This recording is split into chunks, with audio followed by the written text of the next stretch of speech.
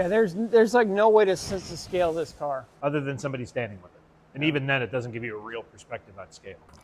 Well, welcome back to the 6% Cycles YouTube channel. Today's video is a special I clipped out of my Michigan Make series that I did at the Detroit Historical Society.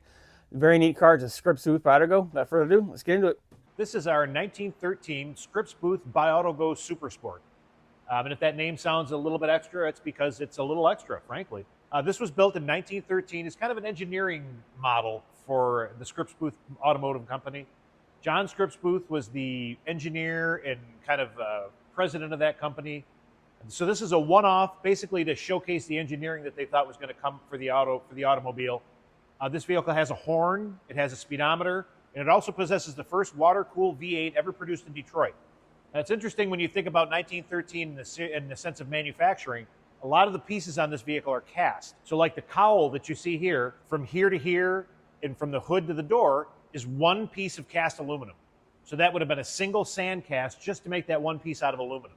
The engine is the only one of these engines built, so the head and the block and the crank, all the internals of that engine would have also been single piece casting. So they would have made that one piece and that would have been it. So it's basically a motorcycle. If you look at the long view of it, and it's tough to get a scale of it, but it's about 20 feet long and weighs about 3,700 pounds. So the wheels that you see on the side are like downriggers. So when you came to a stop, there's a lever. You would release the lever, and that would go down and put those wheels down and lock them in position so you could stand upright. Then presumably as you got rolling, once you got up to speed, you would retract those wheels, and then again it would be like a motorcycle. Those of you that have ridden motorcycles, if you look at the steering angle on the front of it, it's got a very strong steering angle, which means you wouldn't be able to lean. And if you lean this and it falls over, think about 1913, there's no tow truck, there's no flatbed, there's no wrecker to get you back up on all twos. It would have been a group of people or a horse team. But if you think of it as a motorcycle, it's got some interesting features on it. If you look at the inside of it, it's got the single seating position for the driver. So remember, you have to be balanced. So if you're alone, you have to sit in the middle of it so that your weight is balanceable on two wheels. Then the passengers would sit behind it. You would have to have two passengers in order to keep your weight balanced. It also has two fuel tanks in it that have a crossbar at the bottom of them so that the fuel always stays level regardless of what's in each tank. So it's kind of an interesting piece. Like I said, they didn't plan on going into production with this. It was really kind of it was to showcase the engineering ability of the Scripps-Booth company.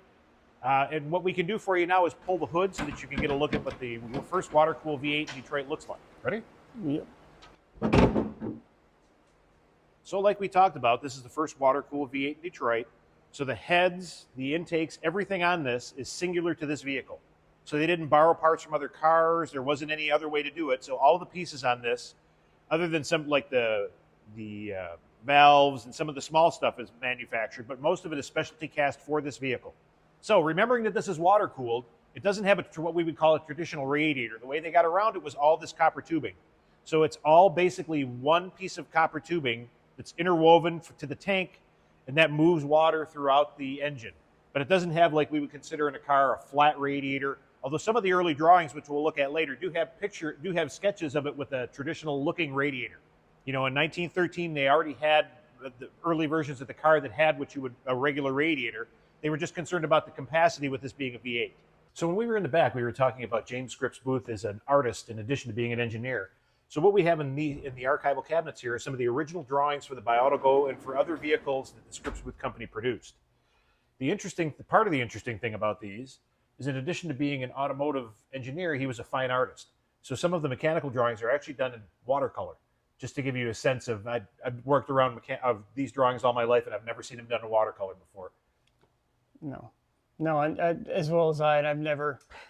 Blueprints don't get they're blue. They're called blueprints for a reason. For a reason, yes. So we've pulled some of the drawings of the Bi-Autogo out. There's the color one that we saw, but just some of the high points. This is another one. Again, these are just kind of pedestrian mechanical drawings. That's the yoke where the fork for the front suspension of it mounts, but all done in a blue tone with all the detail. The other interesting thing about these drawings is they're all dated. So anywhere he signed, he dated February 14th, 1912. So that's when this actual drawing was done. Then if you look at the locations on some of the others, he usually puts where he was. So this one was done in 3/27/12, signed off on by him, and done in Rome. And this is the detail of the cockpit. If you look, it's the back view of the vehicle, where it shows the single rear wheel, where the license plate sits. And by this time, he's got pretty much the shape of it roughed in. Now, like we talked about earlier, it has a non-traditional radiator. And this one shows us kind of where his head was at. So if you look at the bottom drawing, it actually has what I would consider a traditional radiator of a car of that era, but in the side location next to the cowl. And then directly adjacent to that, we see him working through how the copper tube would run from the radiator tank all the way down to the side of the car. And there's some here of an alternative driving position where there's a driver in the front and a passenger directly in the rear. Remembering that it's a motorcycle, so it has to be balanced on two wheels. So this one is September 17th, 1911 in Brussels. If you were a member of a well-to-do family in that time period, you had the option of touring and going to school. So in that, he toured, he went all over Europe in the teens. When he came back with a passion for art and engineering, and I think the Bi-Autogo is kind of the meld of those two things. So if we look at the bottom, it is marked Scripps-Booth 1916 new model proposals, signed by James Scripps-Booth at that same time. So it's kind of a window of what the cars would have looked like if the company had continued to build passenger cars in this capacity.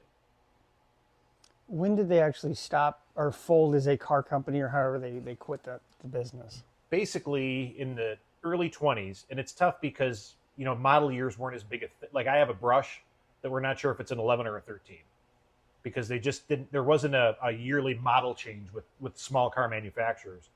The last version of the Scripps-Booth car was a two-seater, but it wasn't in the cycle car layout. It was more of a conventional, almost like a Model T, you know, where you sat beside each other, and then there was a seat that swung out of the dash.